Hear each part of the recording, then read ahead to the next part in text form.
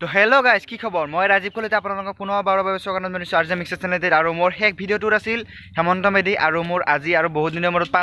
5 মাহ মূৰত ভিডিঅ' বনাইছোঁ আৰু মোৰ লগত আছে আজি হেমন্ত মেধি আৰু পিছপিনে আছে বিকাশে ইপিনে গাৰ্লফ্ৰেণ্ডৰ লগত ব্ৰেকআপ হৈছে বোলে কাজিয়া লাগি আছে এইবিলাক এনেই চব ফালতু আৰু আমি ক'ত যাম আজি কোৱা নাই ন আমি আজি এপাক ফুৰিবলৈ যাম বুলি ভাবিছোঁ ক'ত যাম নকওঁ এতিয়া পিছত ক'ম পিছত ক'ম তো বলক ভিডিঅ'টি আৰু আমি চাই থাকোঁ এনেকৈ আপোনালোকে চাই থাকক মই কৈ থাকোঁ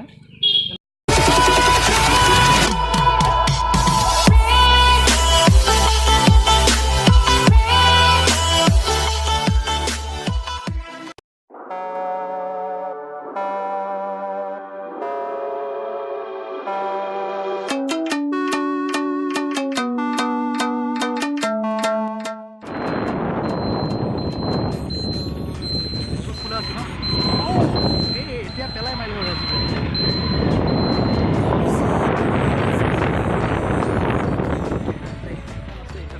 আমাক দোকান লাগে এতিয়া দোকান ৰাজীৱে গাড়ী চলাই আছে সেইকাৰণে মই মানে কেমেৰাটো ৰাজীৱৰ কেমেৰা মই ধৰি আছোঁ আৰু আমি এটা বস্তু লাগে মানে সৰু পোৱালীৰ বস্তু লাগে চকলেট আৰু চকলেট কিনিব ৰাজীৱে এতিয়া আৰু মোক এই হেলমেট ল'ব দিছে এই এতিয়া আমি চকলেট কিনিম তাতে একচুৱেলি কথাটো হ'ল কি আমি মানে প্ৰথমবাৰ গৈ আছোঁ ন সেইকাৰণে অলপমান বস্তু কিবা কিবি ল'ম আৰু ঠিক আছে বিচাৰি পোৱা নাই মই বিচাৰি পালোঁ ইয়াত কিছুমান বস্তু ল'ম মানে আজি যিহেতু বন্ধ আছে সেইকাৰণে দোকানো বন্ধ চ' এইখন পাই গ'লোঁ ইয়াতে কি যি পাওঁ লওঁ আৰু এতিয়া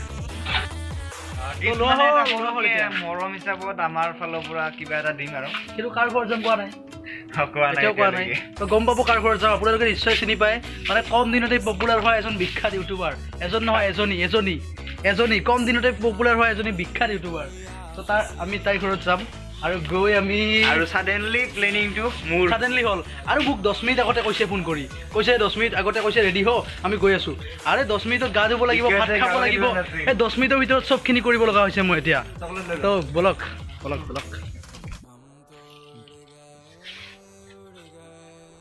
আৰু হেমন্ত দাও কিবা কিবি ল'ল ইয়াত হেমন্ত দাই পেকিং কৰিব দিছে এতিয়া বস্তু এটা লৈছে দোকান আজি নাই দোকান আজি নাই একদম এখন মাত্ৰ দোকান খোলা আছে এইটো চকত তো এতে নিকিনিলে উপায় নাই আমি আছোঁ এতিয়া ফেব্ৰুৱাৰী চকত মানে দহলাপাৰা চকত গৈছিলোঁ দহলাপাৰা চকত বন্ধ আৰু নেক্সট ফেব্ৰুৱাৰী চকত আহিলোঁ তাৰপাছতে আমি যাম এতিয়া গ'ল ইফালে চা ইফালে গ'ল মানে মই এনেকে ওলাব খোজোতে গোটেই পৰি গ'ল একদম ভাঙি বেছি লেভেল ফালি আছিল ৰাস্তাত পেলাই দি যাব বোলে এতিয়া যাম আৰু সেই গ'ল হেমন্ত দা গ'ল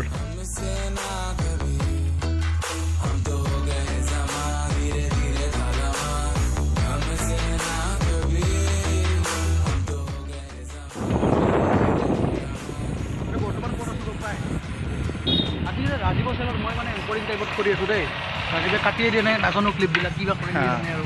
এতিয়া তাইৰ ঘৰটো বিচাৰি আছোঁ ঘৰটো মানে চিনি পাওঁ এইখিনিতে ওচৰতে হয় আৰু বৰ্তমান আমি কি কমপ্লিট ঘৰটোত যোৱা নাই এতিয়ালৈকে কিন্তু মানে সেইদিনকে যাওঁতে গম পাইছোঁ আৰু মানে এইখিনিতে হ'ব লাগে বুলি হেমন্ত দা আহি আছে তাক ৰখি আছোঁ মানে আমি এৰি আহিলোঁ আৰু বিকাশৰ মাজৰ ভাঙি গ'ল গম পাইছে গ'লে আৰু ভিডিঅ' বনোৱাৰ নামত যাবই আৰু উপায়টো নাই তো এতিয়া আমি বৰ্তমান চকচকাত আছোঁ চকচকাৰ পৰা এতিয়া ঘৰটো বিচাৰি উলিয়াব লাগিব ৰাজীৱে চিনি পায় মই নাপাওঁ তো ফোন কৰিম এতিয়া আহি পালোঁ আৰু মোৰ লগত মানে যাৰ ঘৰত আহিছিলোঁ তাইৰ ঘৰত আহি পালোঁ এতিয়া আৰু ভিতৰত গৈ মানে আপোনাক দেখুৱাম কোন হয় তো চাই থাকক আপুনি আহি পালোঁ মই য'ত আহিছিলোঁ মানে কি আৰু ইপিনে আছে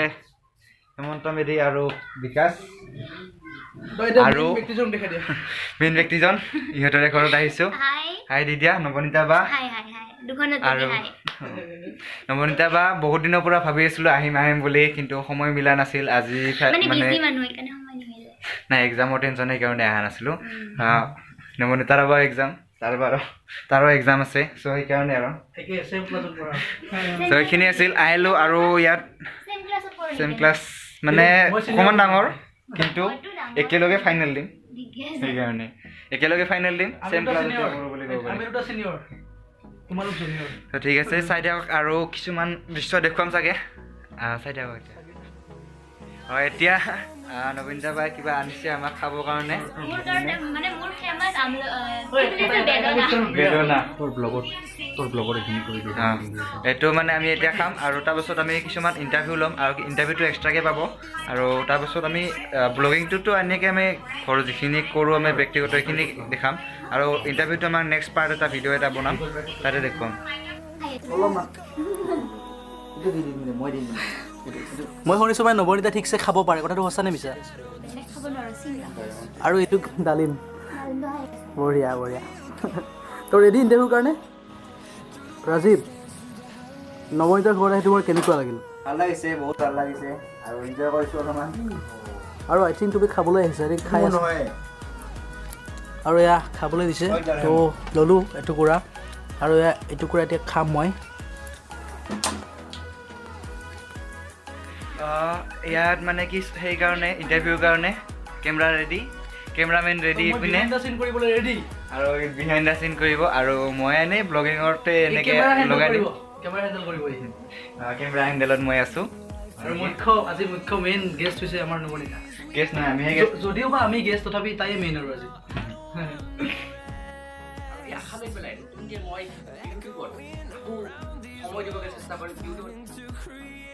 মোৰ কাৰণে আমাৰ অঞ্চলৰ কাৰণে বা অসমবাসীৰ কাৰণে এটা বিশেষ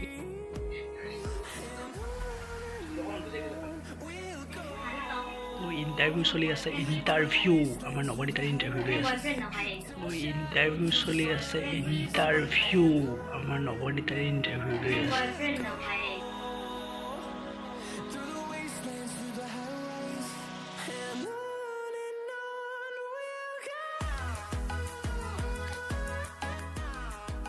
ৰাজীৱে নিজৰ চেনেলত আচলতে ব্লগিং বনাব পাহৰি গৈছে সেইকাৰণে মই তাক মনত কৈ দি আছোঁ যে ব্লগিংটো কণ্টিনিউ কৰ এনেকুৱা সি পাহৰি গৈছে ব্লগিং কৰি আছিল কিন্তু গতিকে মই আৰু নৱনীতা পুৰা এক্সাইটেড একদম তই কৰিবি দে ঠিক আছে তো হাই ফ্ৰেণ্ডছ কি খবৰ ভালদৰে কৰে আৰু আছে বিকাশ আৰু আছে আৰু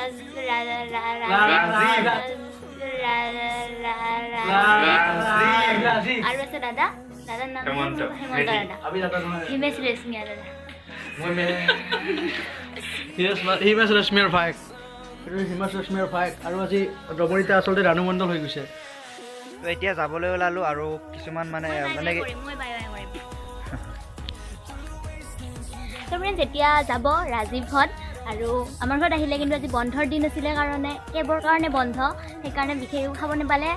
কি দিলোঁ বেদনা খোৱালোঁ আৰু কি খোৱালোঁ বিস্কুট চাহ খোৱালোঁ আৰু বেয়া লাগিছে মোৰ কাৰণে চিংৰা আনিব নাপালে ইহঁতে দোকান বন্ধ চ' এতিয়া বাই বাই বাই বাই তো নৱনীতা বাই বাই দিলে কিয় মানে মোৰ ফালৰ পৰা মই বাই এটা দি দিওঁ মানে কি ইণ্টাৰভিউ ল'লোঁ অকণমান আৰু হেমন্ত ডাউন এতিয়া ব্যস্ত হৈ আছে চ' যদি ভিডিঅ'টো ভাল লাগিছে লাইক শ্বেয়াৰ আৰু ছাবস্ক্ৰাইব কৰিব আৰু চেনেলটো চাব আৰু নৱনীতা বাৰ চেনেলটো চাব বিকাশ চতৰটো চেনেলটো পায়ে থাকে আৰু হেমন্ত দাৰ চেনেলটো আহি আছে চ' এনেকৈ যদি ভিডিঅ' ভাল লাগিছে তেনেহ'লে লাইক শ্বেয়াৰ আৰু ছাবস্ক্ৰাইব কৰি দিব ত' বাই বাই